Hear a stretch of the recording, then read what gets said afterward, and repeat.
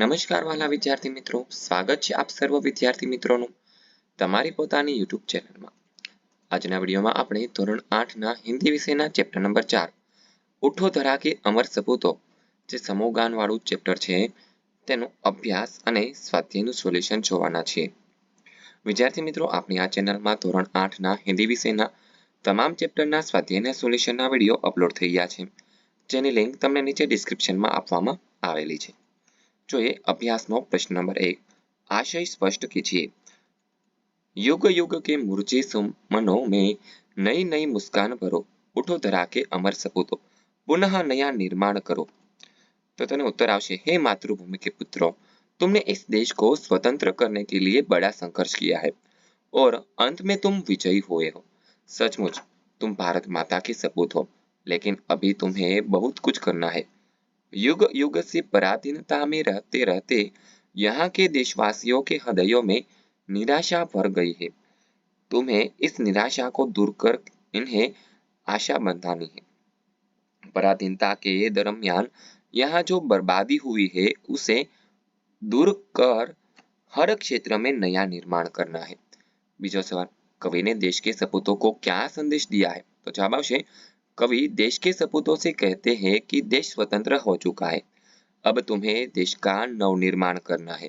स्वतंत्रता का लाभ जन जन तक पहुंचाना है। देशवासी तुमसे बड़ी बड़ी आशाएं रखते हैं, तुम्हें उन्हें निराश नहीं करना है। तुम्हें लोगों में नए प्राण फूंकने हैं। विकास के नए रास्ते खोजकर तुम्हें देश का पिछड़ापन दूर करना है। इस प्रकार कवि ने देश के सपूतों को संदेश दिया है कि वे देश को एक नए युग में ले आए। त्रीजो सवाल, हमारी राष्ट्रीय संपत्ति कौन कौन सी है, उसकी सुरक्षा के लिए आप क्या क्या कर सकते हैं? तो तेनो जवाब आवशे, रेलगाड़ियां, रेलवे स्टेशन, राष्ट्रीय राजमार्ग, नदियां, अभयारण्य, पुरातत्व संबंधी संपत्ति आदि हमारी राष्ट्रीय संपत्ति है। राष्ट्रीय संपत्ति की सुरक्षा हमारा कर्तव्य है। हम रेल संपत्ति को नुकसान नहीं पहुंचाने देंगे। राजमार्गों की मरम्मत के लिए सरकार को पत्र लिखेंगे। हम लोगों को पानी का महत्व समझाकर उसका अपव्यय रोकेंगे।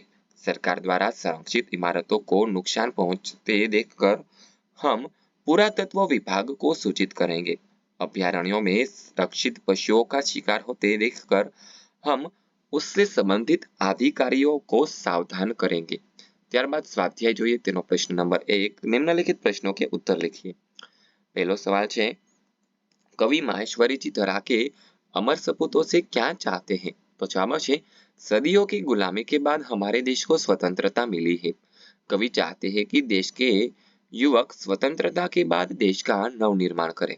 वे लोगों के जीवन में नया उत्साह भरे, उनमें नए प्राणों का संचार करे, युग युग के मुरझाए हुए फूलों को नई मुस्कान दे, अपनी मंगलमय वाणी से संसार रूपी उद्यान को गुंजित करे।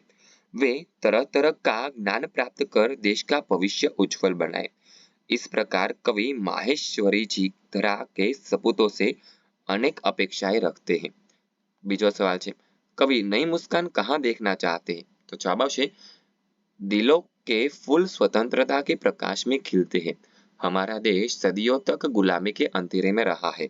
विदेशी शासक यहाँ के लोगों पर अत्याचार करते रहे। अन्याय और तरह तरह का शोषण सहते सहते लोग अपना स्वाभिमान खो बैठे। उनके दिलों में उदासी छा गई। कवि की इच्छा है कि ऐसे मुर्दा दिलों में फिर से नए जीवन का संचार हो। इस प्रकार कवि युग युग से लोगों के मुरझाए हुए हृदय सुमनों पर नई मुस्कान देखना चाहते हैं। त्रीजो सवाल, देश के नवनिर्माण के लिए आप क्या क्या करना चाहेंगे? तेनो जवाब आवशे, देश के नवनिर्माण का कार्य करना मैं अपना कर्तव्य समझता हूँ। इसके लिए मैं अपने मोहल्ले में एक मित्र मंडल की स्थापना करूंगा। इस मंडल के माध्यम से साक्षरता का प्रचार किया जाएगा। निर्धन परिवारों को, विद्यार्थियों को पाठ्य पुस्तकें दी जाएंगी। हम अपने मोहल्ले में एक वाचनालय खोलेंगे। यहाँ बैठकर लोग अखबार पढ़ सकेंगे। मंडल की तरफ से वृक्षारोपण किया जाएगा और समय समय पर आरोग्य शिविर लगाएंगे। पछी चौथो सवाल, इस कविता में कौन सी बातें हैं जिन्हें तुम अपने जीवन में उतारना चाहोगे? तो जवाब है, उठो धरा के अमर सपूतों कविता की निम्नलिखित बातें मैं अपने जीवन में उतारना चाहूंगा। पहलू, मैं अपने देश से प्रेम करूंगा। बीजू, मैं केवल अपने लिए नहीं बल्कि देश के लिए जीऊंगा। तीजू, मैं सारे देशवासियों को अपना मानूंगा। चौथों, मैं खूब मन लगाकर पढ़ूंगा। पढ़ लिख कर अपने ज्ञान का उपयोग देश की सेवा में करूंगा। मैं चाहूंगा कि मेरी योग्यता का लाभ देश को मिले। मैं ऐसा काम करूंगा जिनसे देश का गौरव बढ़े। मैं देश की रक्षा करने में कभी पीछे नहीं हटूंगा। ત્યારબાદ બીજો सवाल, दिए गए काव्यों को पढ़कर प्रश्नों के उत्तर दीजिए। तो खड़ा हिमालय बता रहा है, डरो न अंधी पानी में, डटे रहो तुम अपने पथ पर, कठिनाइयां तूफानों में, डिगो न अपने पथ से तुम, तो सब कुछ पा सकते हो प्यारे, तुम भी ऊंचे उठ सकते हो, छू सकते हो नभ के तारे, अटल रहा जो अपने पथ पर, लाख मुसीबत आने में मिली सफलता उसको, जग में जीने में जाने में, जितना भी बताए आई उन सब से ही लड़ा हिमालय, इसलिए तो दुनिया भर में हुआ सभी से बड़ा हिमालय। એમાં પહેલો સવાલ છે, हिमालय हमें क्या संदेश देता है? तो जवाब આવશે, हिमालय हमें संदेश देता है कि हम अपने निश्चित मार्ग पर डटे रहें। यदि हम अपने प्राण और पथ पर टिके रहेंगे तो हमारी सभी इच्छाएं पूरी हो जाएंगी, यहाँ तक कि हम असंभव को भी संभव कर सकेंगे। बीजू, मुसीबत आने पर हमें क्या करना चाहिए? तो जवाब આવશે, मुसीबत आने पर हमें उससे भयभीत नहीं होना चाहिए, उससे घबराकर अपना प्राण और पथ नहीं छोड़ना चाहिए। ત્રીજું, कवि ने हिमालय को सबसे बड़ा क्यों कहा है? तो તેનો જવાબ આવશે, हिमालय ने सभी बाधाओं का डटकर मुकाबला किया, वह हर कठिनाइयों से लड़ा, वह कभी अपने पद से डिगा नहीं, इसलिए कवि ने हिमालय को सबसे बड़ा कहा है। चौथा सवाल, इस काव्य का भावार्थ लिखिए। तो जवाब આવશે, जीवन में अनेक बाधाएं और कठिनाइयां आती है, हमें निडरता से उनका सामना करना चाहिए। जो मुसीबतों से बिना घबराए अपने प्राण और पथ पर अटल रहते हैं, वे असंभव को भी संभव बना सकते हैं। पांचवा सवाल, इस काव्य को योग्य शीर्षक दीजिए। तो તેનો જવાબ આવશે, हिमालय का संदेशा।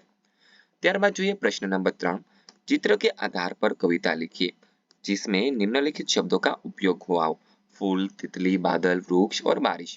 तो જોઈએ काव्य, धीरे धीरे बादल बरसे, फुलवारी में फूल खिले हैं, फिर तितली के पंख खुले हैं, वृक्षों ने नवजीवन पाया, बारिश ने है रंग जमाया, कोई न अब पानी को तरसे, धीरे धीरे बादल बरसे। ત્યારબાદ ચોથું, अपूर्ण काव्य को पूर्ण कीजिए। माँ खादी की चद्दर दे दो, मैं गांधी बन जाऊंगा, घड़ी कमर में लटका लूं, आंखों को चश्मा पहना दूं, माँ छोटी सी लाठी दे दो, ठक ठक करता जाऊंगा। વિદ્યાર્થી મિત્રો, આ વિડીયો જોયો, સાંભળ્યો અને સમજ્યા તે બદલ આપ સર્વનો ખૂબ ખૂબ આભાર। આવા જ એક નવા વિડીયો સાથે આપણે ફરી મળીશું, ત્યાં સુધી આ વિડીયોની લિંક તમારા મિત્રો અને દોસ્તોને શેર કરજો, જેથી કરીને તેઓ આ સોલ્યુશનનો લાભ લઈ શકે। અને હા વિદ્યાર્થી મિત્રો, આપણી આ ચેનલમાં ધોરણ 8ના હિન્દી વિષયના તમામ ચેપ્ટરના સ્વાધ્યાયના સોલ્યુશનના વિડીયો અપલોડ થઈ ગયા છે, તેની લિંક તમને નીચે ડિસ્ક્રિપ્શનમાં આપવામાં આવેલી છે।